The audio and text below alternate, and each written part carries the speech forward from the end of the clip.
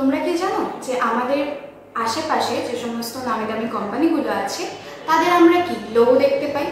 উদাহরণস্বরূপ কি বলছি না, আমাদের SBI আছে, তোমাদের অ্যাপেল আছে।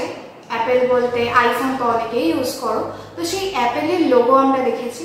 তো সেই লোগোগুলো কি করে আমরা বানাবো, লোগোগুলো কিভাবে তৈরি হয়, এবং এখনকার বাজারে এই লোগো তৈরি করার কিন্তু খুবই চাহিদা আছে। তো চলো দেখে নেওয়া যাক যে কিভাবে আমরা এই লোগোগুলো তৈরি করব, এবং খুব সহজেই আমরা নিজেরাই এই লোগোগুলো তৈরি করতে পারবো। তো hey everyone, welcome back to our channel RJT education. আমি দিশা শর্মা। এতদিন তোমরা দেখেছো যে আমি সি ল্যাঙ্গুয়েজের ওপর তোমাদের ভিডিও বানিয়েছি। এখন আমি আজকে শুরু করব আমাদের নতুন topic Corel draw. Corel draw অনেকেই হয়তো জানো, ইউজ করেছো। আজকে যারা যারা জানো না তাদেরকেও কিছু কিছু জিনিস দেখাবো, মানে পুরোটাই তো তারা দেখবে, এবং যারা জানো তাদের ক্ষেত্রেও অনেক সময় দেখা যায় যে তারা অনেক কিছু জানে না, হয়তো অনেক লোগো বানাতে পারে না। তো সেই লোগোগুলো আমরা দেখব। আজকে আমরা শুরু করা যাক।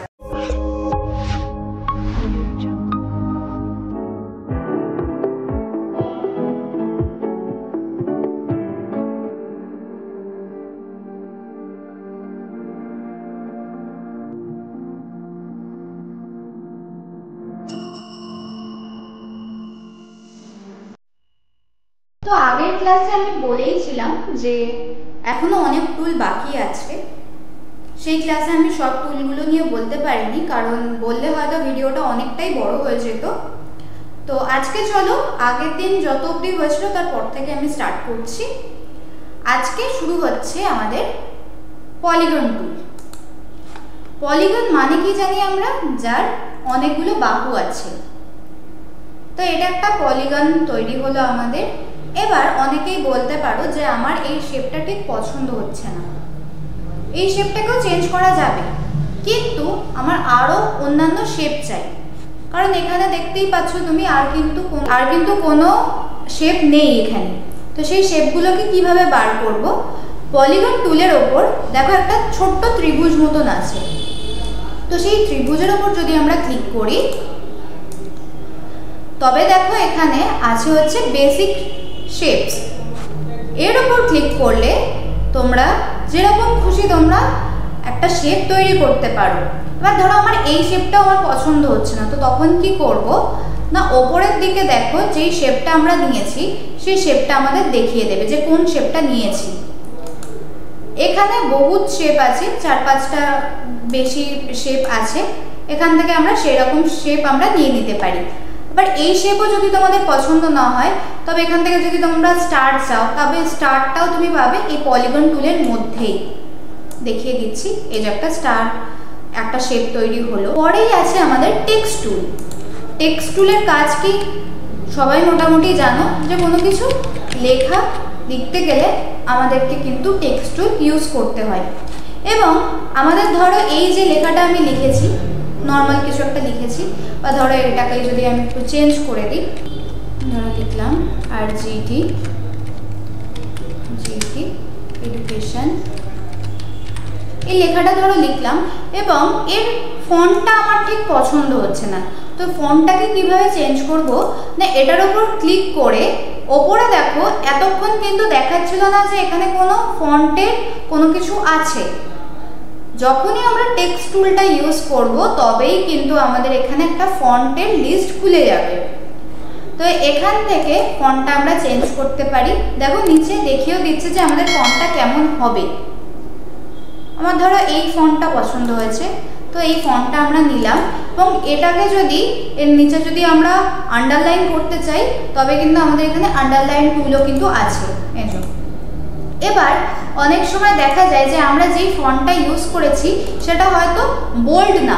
যেমন ধরো এই ধরো একটা ফন্ট, এটা রেগুলার একটা ফন্ট, এটাতে কিন্তু কোনো বোল্ডের ব্যাপার বা ইটালিক্সের ব্যাপার, ইটালিক যেরকম আমরা দেখে থাকি ওয়ার্ডে, এক্সেলে, তো সেরকম ধরো কিছু নেই। তো সেটাকে কিভাবে আমরা পাবো? এখানে এটার উপর ক্লিক করে এখানে দেখো দুটো অপশন আছে, বোল্ড আর হচ্ছে ইটালিক। এই লেখাটার সাথে বোল্ড বা ইটালিক কোনোটাই যাবে না, তাই দেখো এটা কিন্তু অফ আছে। আমরা যদি নর্মাল যদি আমরা কোনো একটা ফন্ট নিই, এবার দেখো এই বোল্ড আর ইটালিক এই টুল দুটো কিন্তু অ্যাক্টিভ হলো। তো এটার উপর ক্লিক করে আমরা যদি বোল্ড করি লেখাটা দেখো বোল্ড হয়ে গেল, এবং যদি ইটালিকের উপর ক্লিক করি তাহলে দেখো লেখাটা একটু বেঁকে গেল। এইভাবে কিন্তু আমরা ফন্টটাকে চেঞ্জ করতে পারি। তো নেক্সট কি আছে, নেক্সট হচ্ছে আমাদের প্যারালাল ডাইমেনশন টুল। এটার কি কাজ না, যখন আমরা দুটো ডাইমেনশনের মধ্যে আমরা যখন কাজ করব তখন হচ্ছে আমাদের এই টুলটা ইউজ করা হয়। এর বিশেষ তেমন কোনো কাজ নেই, কিন্তু অনেক সময় কাজে লাগে, তো তাই আমি দেখিয়ে দিলাম। মনে রাখবে দুটো ডাইমেনশন যখন আমরা কাজ করব, দুটো ডাইমেনশন নিয়ে, তখন আমাদের এই টুলটা কাজ করবে। পরের টুলটা কি না, পরের টুলটা হচ্ছে আমাদের line tool, straight line tool. এই যে একটা কোনো স্ট্রেট দাগ কাটার জন্য আমাদের এই টুলটা ইউজ করা হয়। এবার এটা ছাড়াও একটা টুল আছে যেখান দিয়ে আমরা স্ট্রেট করতে পারবো, সেটা হচ্ছে 2 পয়েন্ট লাইন। 2 পয়েন্ট লাইন মানে কি, দুটো পয়েন্ট কানেক্ট করবে, এখানে একটা পয়েন্ট আর এখানে একটা পয়েন্ট, দুটো পয়েন্টে একটা লাইন তৈরি হবে। দুটোই কিন্তু কাজ ওই লাইন টুলের কাজ যেরকম, এইটার কাজও তাই, দুটোরই কাজ তাই। আচ্ছা, পরেরটা হচ্ছে শ্যাডো টুল। শ্যাডো টুল করতে গেলে আমাকে একটা টেক্সট, ধরো আমি লিখলাম টেক্সট বা একটা তোমাদের শেপ নিয়ে দেখালে ভালো হতো, তো আমি টেক্সটটাকেই চুজ করলাম। ধরো এখানে লিখছি দিশা শর্মা,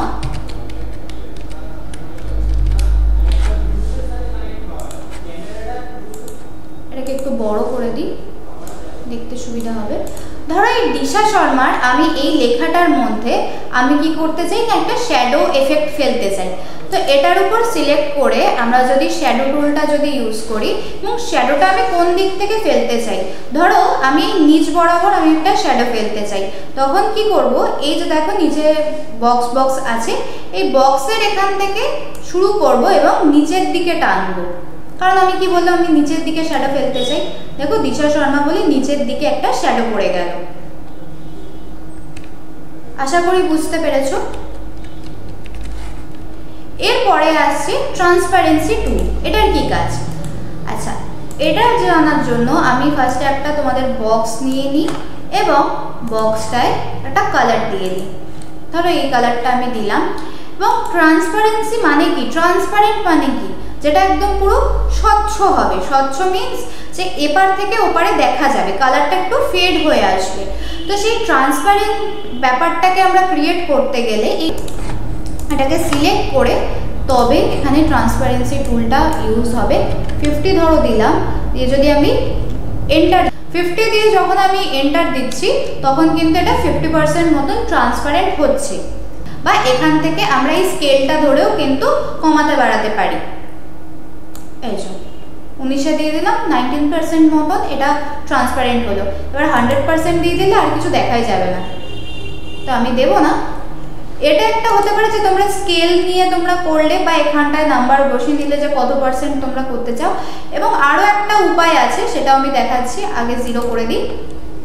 যদি কতটা করতে চাও, যদি আমি বলছি এই সাইড থেকে এই সাইডের মধ্যে যদি তুমি ট্রান্সপারেন্ট করতে চাও, তবে একটা সাইড ধরে টেনে কতটা তুমি ট্রান্সপারেন্ট করতে চাও সেইটা কিন্তু আমরা করতে পারি। আচ্ছা, এখান দিয়ে করলে জিনিসটা ভালো লাগবে না,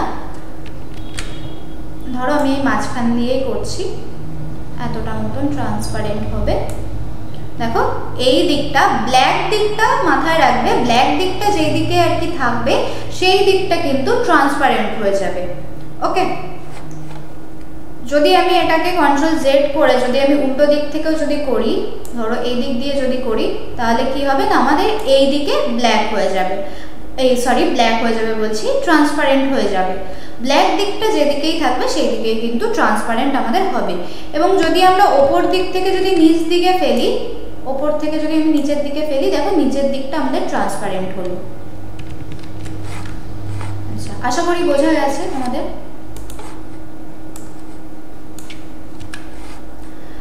এর পরের টুলটা কি? এর পরের টুলটা হচ্ছে আইড্রপার টুল। অনেকেই আইড্রপার টুল সম্পর্কে জানো, আবার অনেকেই জানো না, বলে দিচ্ছি তাদের জন্য আইড্রপার টুলটা কি। ধরো এখানে কোনো একটা আমি শেপ নিয়েছি, পরপর দুটো শেপ নিয়েছি। এবার এখানে প্রচুর কালার আছে, ধরো এই কালারটা আমি এই বক্সে দিলাম এবং আমি চাই যে এখানেও কিন্তু দেখতে পারলে যে আমি কিন্তু এই কালারটা পুরো যে মেজেন্টা কালার সেটা কিন্তু আমি নিইনি, আমি এর মধ্যেও প্রচুর আর কি ভাগ আছে, সেখান থেকে একটা কালার চুজ করেছি। ধরো সাপোজ এই কালারটা আমি নিয়েছি, তখন কি করব, আইড্রপার টুল মানে হচ্ছে এখানে ধরো আরেকটা কালার নিয়েছি, ইয়েলো কালার নিয়েছি। এরপর আমি যদি এই সেম কালারটা যদি আমি এই বক্সটার মধ্যে যদি আমি নিয়ে আসতে চাই, তবে কিন্তু আমাদের আইড্রপার টুল ইউজ করতে হয়। যেমন এই কালারটা আমরা কিসে ফেলবো না এই কালারটার উপর, দেখো দুটো কালার সেম হয়ে গেল। অনেক সময় কি হয়, যখন আমরা ধরো এগুলো তো নর্মাল কালার, অনেক সময় কি হয় না যে আমরা রং মিশিয়ে কাজ করি, অনেক 3-4টে কালার মিশিয়ে আমরা কাজ করি। এবার ওই মেশানো কালারটা তো আমি আর এখানে পাবো না, তো তখন কিন্তু আমাদের আইড্রপার টুলটা ইউজ করতে হয়। কেটে দিচ্ছি আমি। এরপরে আর দুটো টুলই আছে, দুটো টুলের জন্যই আমার একটা শেপ লাগবে। আচ্ছা আচ্ছা, তো পরের টুলটা কি, পরের টুলটা হচ্ছে আমাদের ইন্টারঅ্যাক্টিভ টুল। এটা কিসের জন্য ইউজ করা হয় না, দেখতে পাচ্ছ আমি এখানে একটা বক্স নিয়েছি, বক্সটাকে ধরো আমি কালার করছি। আচ্ছা দাঁড়াও, এটাকে সিলেক্ট করে করতে হবে। ধরো এই হচ্ছে আমি একটা কালার নিয়েছি, এবার এর মধ্যে আমি কালার অ্যাড করব, মানে কালার মেশাবো আর কি। তো সেটার জন্য কি করতে হবে, এটাকে ফিল টুলও অনেকে বলে। তো এই ফিল টুলের ওপর ক্লিক করলে দেখো ওপর দিকে আগে হচ্ছে নিচের দিকে করে আসতো, এখন হচ্ছে ওপরের দিকে আসে। এক একটা ভার্সনে এক এক রকমভাবে আর কি কাজ করে। তো প্রথম যে অপশানটা দেখতে পাচ্ছ, আমাদের মেনলি এই দুটো অপশানই লাগে। তো প্রথম অপশানটা কি, প্রথম অপশানটা হচ্ছে ইউনিফর্ম ফিল। মানে কি, ধরো আমি এখানটা যদি কালার না দিতাম, কালারটা যদি আমি না দিতাম, তবে কি হতো, আমি যদি এই ফিল টুল নিয়ে ইউনিফর্ম কালার যদি করতাম, তাহলে এখানে অটোমেটিক্যালি একটা কালার চলে আসতো, ব্ল্যাক কালার, মানে একদম সলিড কালার হবে, এর মধ্যে কিন্তু কোনো কালার অ্যাড করা যাবে না। এবং এখান থেকে যদি আমরা কালার নিতাম, একটাই কালার আসতো, এর মধ্যে কিন্তু মেশানো যাবে না। এবার যদি ধরো আমি কালার মেশাতে চাই, তবে কি করব, তবে করব হচ্ছে ফিল কালারে গিয়ে পরের যে অপশন সেটাকে বলা হয় ফাউন্টেন ফিল। ফাউন্টেন ফিলে গিয়ে দেখো এখানে ব্ল্যাক একটা বক্স আসছে আর একটা হোয়াইট বক্স আসছে। ব্ল্যাক বক্সটা ক্লিক করে যদি আমি এখান থেকে কালার অন্য নিই, তবে আমরা কিন্তু নিতে পারবো। এবং এই যে সাদা যে দিকটা, এখানটায় কিন্তু আমরা কালার দিতে পারবো। ধরো রেড কালার দিলাম, এটা অন্যরকম কালার চলে আসলো। এবার তুমি চাইছো কি, দেখো এখানে কিন্তু মনে হচ্ছে এই দিকটায় অরেঞ্জ, এই দিকটায় লাল। এবার কালারটা ঠিকঠাক করে মেশে নিই। তো মেশানোর জন্য অনেকে কি করে না, এই রেডটাকে এইদিকে পাঠিয়ে দেয়। তার ফলে কি হয় না, মাঝখানে একটা রেড আর অরেঞ্জের কম্বিনেশনে একটা নতুন কালার তৈরি হয়। দেখো এই যে এই কালারটা কিন্তু তৈরি হচ্ছে, না রেড না অরেঞ্জ। তো এর মধ্যেও যদি তোমরা কালার অ্যাড করতে চাও, তবে এই যে লাইনটা, এই লাইনটার ওপর তোমাদের বেসিক্যালি এই লাইনটার ওপর ক্লিক করে ডবল ক্লিক করতে হয়। ক্লিক করে তোমরা এখান থেকে আরও একটা কালার কিন্তু অ্যাড করতে পারো।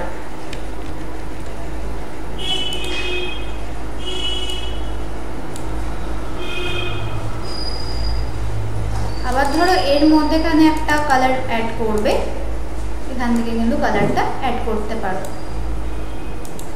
হয়ে গেল। অনেকটাই মনে হচ্ছে না, যদিও বা মনে হচ্ছে যে এই দিকটায় অরেঞ্জ, এই দিকটায় আর কি রেড কালার, তবে মিশে যাবে যদি তোমরা ঠিকঠাক একদম যদি 1-2 শেড যদি লাইট বা একটু ডার্ক যদি করে নাও, তবে কিন্তু এটা ঠিকঠাক হয়ে যায়, মিশে যায় কালারটা। তো এই ছিল হচ্ছে আমাদের ফিল টুলের কাজ। এর পরে যে অপশানটা, লাস্ট অপশান, সেটা হচ্ছে smart fill tool. Smart fill টুলটা কি না, তোমরা হয়তো দেখে থাকবে, এটার জন্য শেপ নিয়ে দরকার নেই, তোমরা দেখে থাকবে যে আমাদের যে উইন্ডোজ 7 যে লোগোটা আছে, সেটায় আমাদের কি কি কালার আছে না, ওটা কিন্তু একটাই শেপ, ওটা কিন্তু আমাদের রেক্ট্যাঙ্গেল শেপকেই কিন্তু নেওয়া হয়েছে, শুধু কপি পেস্ট করে নেওয়া হয়েছিল। ওই তোমাদের যখন লোগোটা আমি করাবো তখন তোমরা দেখতে পাবে, খুবই ইজি জিনিসটা।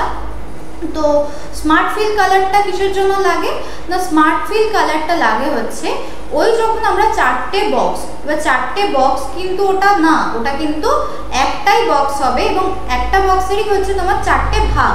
এরকম যদি আমরা করতে চাই তাহলে কি হবে, ধরো আমি একটা যে শেপ নিয়েছি রেক্ট্যাঙ্গেল শেপ, এটার হচ্ছে আমি চারটে ভাগ করব এবং এই চারটে ভাগ করলেও বক্সটা তো সেই একই, তখন আমি যদি এখানে চারটে কালারও যদি দিতে চাই আলাদা আলাদা আমি কিন্তু দিতে পারবো না, একটা কালার নিলে বাকি চারটে কিন্তু কালার হয়ে যাবে।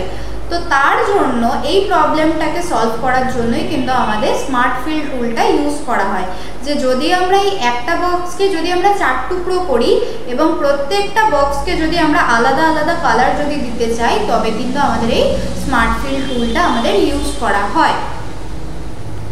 আর এখানে আরও একটা টুল থাকে, এখানে দেওয়া নেই তবে আমি দেখছি, এই যে আমাদের না এখানে দেওয়া আছে, শুধু এখানে অপশন হিসেবে নেই। এখানে আরও একটা টুল থাকে, অনেক ভার্সনে দেখতে পাবে যে এই নিচের দিক করে এটা থাকে, সেটাকে বলা হয় আউটলাইন পেন, যার আমাদের শর্টকাট কি না আমাদের F12 প্রেস করলে আমাদের কিন্তু আউটলাইন পেনটা চলে আসে। আউটলাইন পেনের কাজটা কি চলো দেখাই। ধরো এই যে রেক্ট্যাঙ্গেল যে শেপটা নিয়েছো এটার আউটলাইনটা আমাদের সরু বলে মনে হচ্ছে, এখানে দেখিয়ে দিয়েছে যে কতটা উইথটা আছে, 0.2 মিলিমিটারের মতন আছে এই এর যে লাইনটা তার উইথটা। তো এটাকে যদি আমরা একটু মোটা করতে চাই তো এটাকে সিলেক্ট করে আমরা যদি আউটলাইনের এখান থেকে যদি বাড়াতে চাই তবে কিন্তু এটা বেড়ে যাবে, শুধু একটুখানি ভ্যালুটা আমাদের বেশি দিতে হবে, তবেই কিন্তু আমরা এখানে এই শেপটার আমাদের আউটলাইনের উইথটা বাড়াতে পারবো। তো এই সমস্ত টুল নিয়ে তো তোমাদের বললামই, পরের ক্লাসে আমি শুরু করব যে কিভাবে আমরা লোগো বানাবো। তো এই ছিল হচ্ছে আমাদের আজকে ভিডিওর টপিক। আই হোপ যে তোমাদের অনেকের ভালো লেগেছে, কারণ এটা একটা নতুন টপিক আর অনেক ইন্টারেস্টিং জিনিস। আজকে তো শুধু টুলস সম্পর্কে বললাম, নেক্সট ক্লাসে দেখাবো যে কী করে আমরা লোগো বানাবো।